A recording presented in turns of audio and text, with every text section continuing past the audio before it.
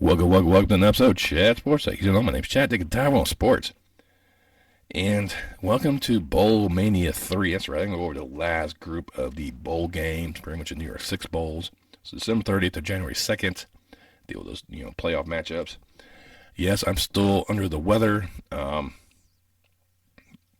I'm still battling, trying to make sure my voice doesn't get too bad on you on this one. And yes, I already, you probably noticed I already posted another video around the same time frame. So I had to do back-to-back to get this one out there because of being sick. Kind of put me behind the 8 ball on this one. But before I dive into all of that nonsense of the next Bowl Mania week, if you could give me a thumbs up, especially like the content provider, really praise you to the gods. It really helps promote the channel out. You can also subscribe. Now, if you guys are reading my work, I love you all for doing that. And I'm eager to subscribe. This costs you a dime. That's me provide more time value for you. Now, I'm not going to go over any of my previous Bowl Mania predictions. On a side note, I'm not doing very well. But it is what it is. I mean, when it comes to bowls, you never know who's going to really win. And you really think one team has a better advantage, and a team with that has like 2 or 3 losses less just comes in there and just plays their asses off. And it's basically what it is. But we'll start off with the Friday, December 30th matchup. So we'll start off first with the Tax Slater Gator Bowl out there in Jacksonville, Florida. We have the 21st ranked Notre Dame Fighting Irish taking the 19th ranked South Carolina Gamecocks. And Rattler at the end of the season knocked off Tennessee and Clemson to put themselves in this position. And right now, Notre Dame's favored by 3.5. I don't see why. I've been pretty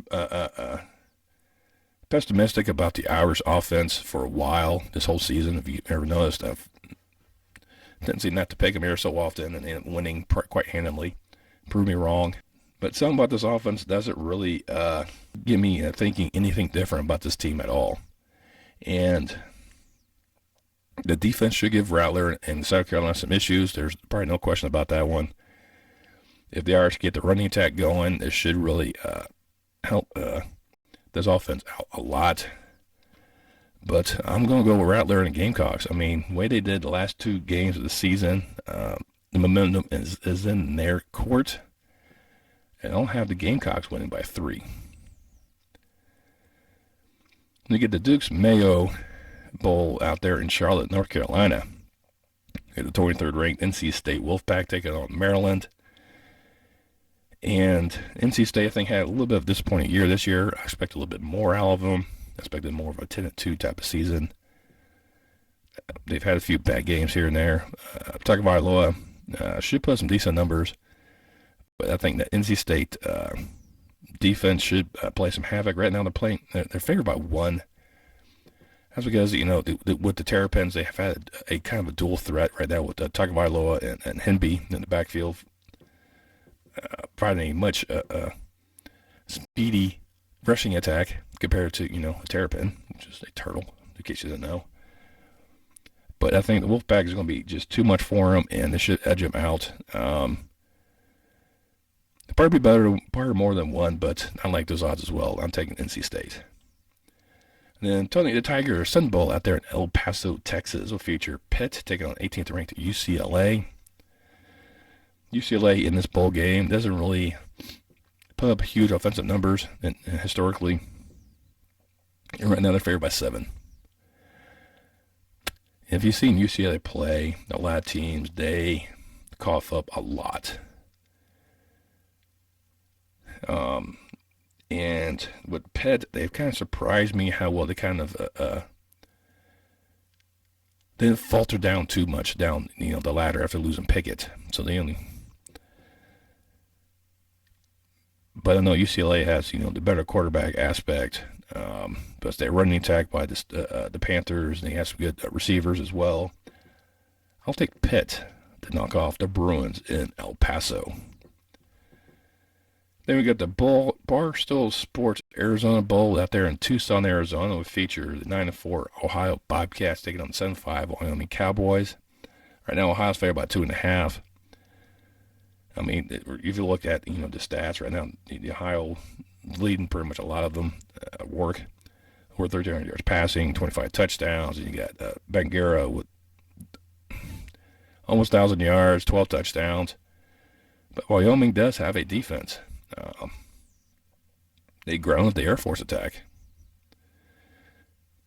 But they do cough up a lot of stuff. So, I mean, I can see that aspect. I mean, they'll have great games, and then they'll turn around, just the defense goes, we don't know how to play.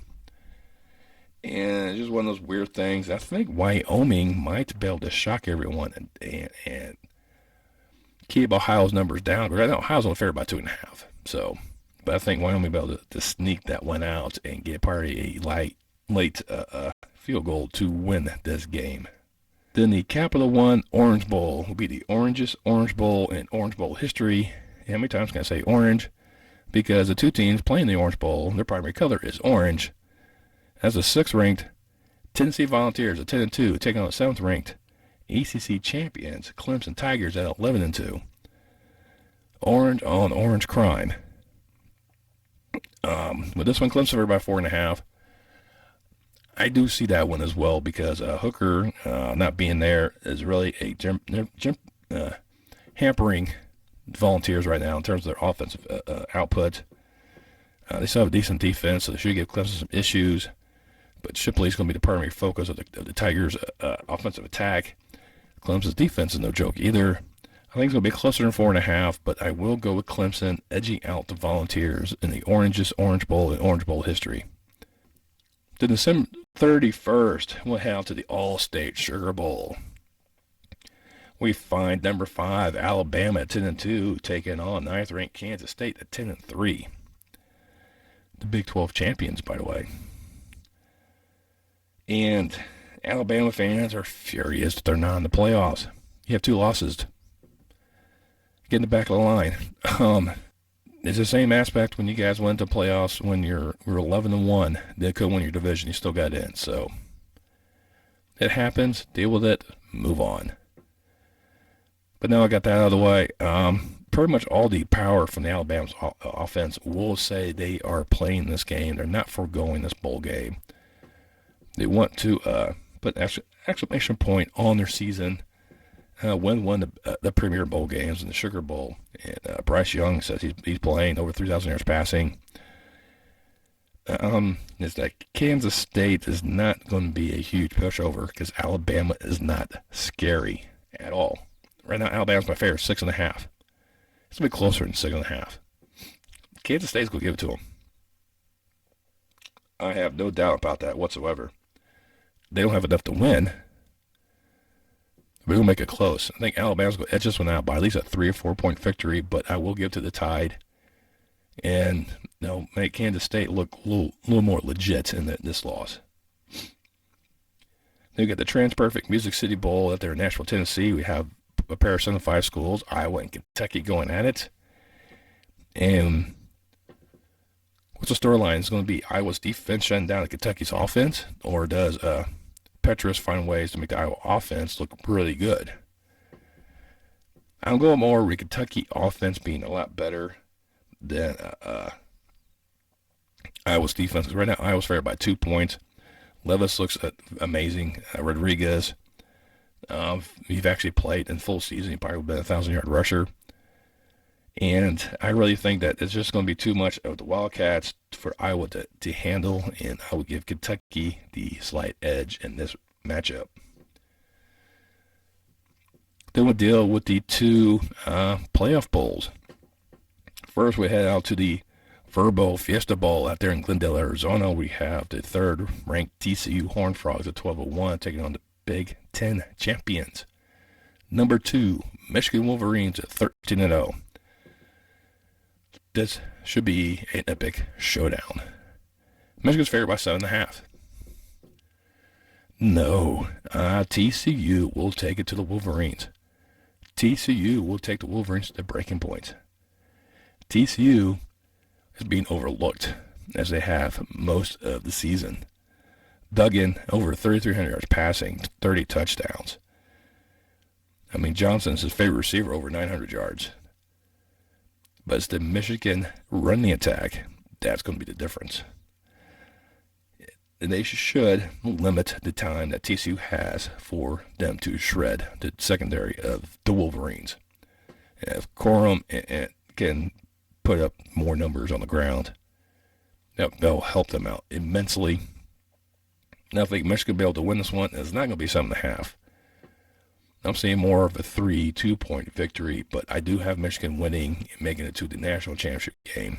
But it's going to be a lot closer than I think people really think. We head to the Chick-fil-A Peach Bowl out there in Atlanta, Georgia, as the hometown #1 team in the nation, Georgia Bulldogs, SEC champions at 13-0.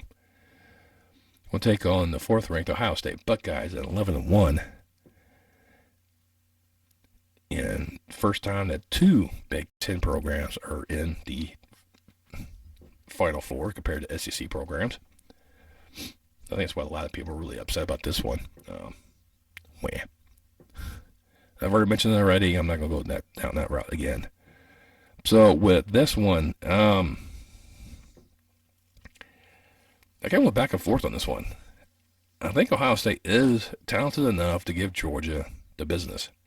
Right now, Georgia's favored by 6.5. I think it might be a little bit closer in that one, because I think Ohio State overall can keep up with Georgia. Now, Georgia has a very veteran quarterback in Bennett, who probably should have been in the Heisman, had more votes for the Heisman. But because he didn't throw a lot of touchdowns, but he was just a very efficient field general, that's all you have to be. And that's just how Georgia's set up. Georgia has a very good defense. Ohio State has a lot of weapons, though, that could exploit Georgia.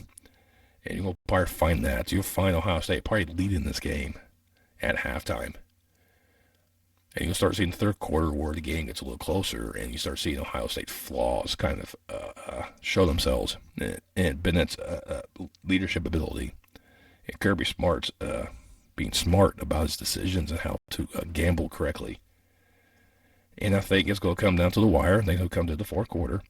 I do think Georgia will end up winning, probably by like a 5-point margin.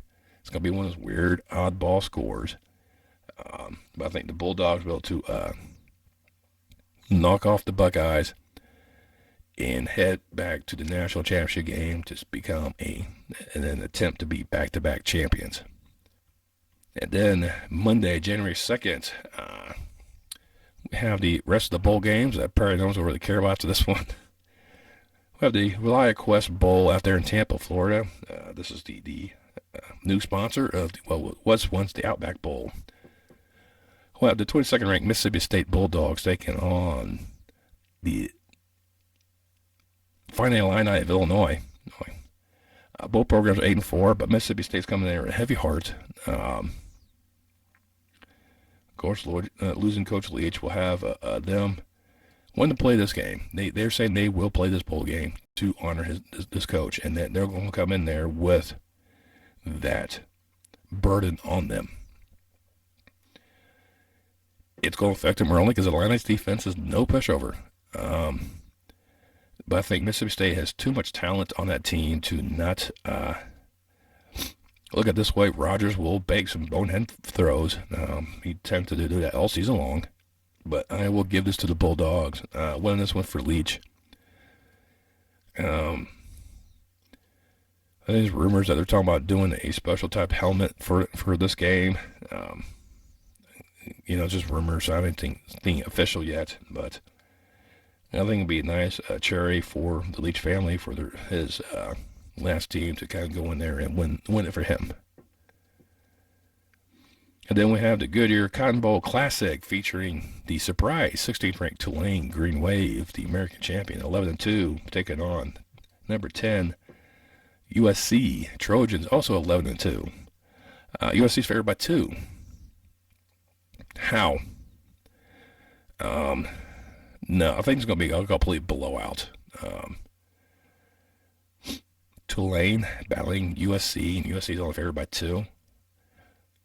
Now, Tulane probably put some numbers. I won't get past that one. But there's too many weapons on USC to not think this is going to be more of a one-sided affair. I think the Trojans look at this one, it's like we probably should have been in the playoff ourselves. If we didn't have to play flipping Utah, we probably would have been. And they're going out there and going to make a point. And they're going to I think they're going to destroy Tulane. I think it's at least going to be a 10 to 14 point victory, but it's going to be USC all day long. In the Cheez-It Citrus Bowl out there in Orlando, Florida, feature number 17 LSU taking on 8-5 Purdue Boilermakers. And Coach Kelly's first bowl game, his first year at LSU. Right now, LSU's favored about 14.5. I think it's going to be closer to that one. Purdue's defense is no joke. They do have a decent offense as well, so they will put up some points.